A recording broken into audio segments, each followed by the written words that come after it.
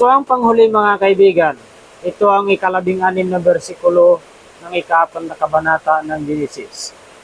At umalis si Cain sa harapan ng Panginoon at nanirahan sa lupain ng Nod sa silangan ng Eden. So ayan mga kaibigan, umalis siya doon dahil kumbaga pa isinumpa na siya ng lupa sa kanyang sariling bayan. Dahil ang kabuhayan niya ay pagtatanim at pagsasaka sa madaling sabi. Ang lupa ay hindi na magbibigay sa kanya ng ani dahil ito ay nadiligan ng dugo ni Abel na kanyang ginawa ng masama. Kaya siya ay lumayas at lumayo at nanirahan sa ibang lugar.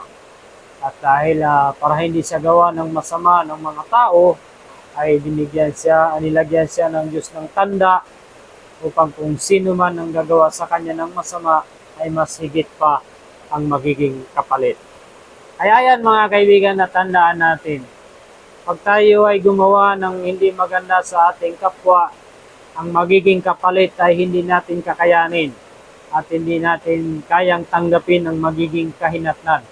Dahil ang ginawa natin sa ating kapwa ay 10% lang, ang ibabalik sa atin ay 100% na mas mahirap pa kaysa 10% mga kaibigan. Yun ang palagi nating tandaan.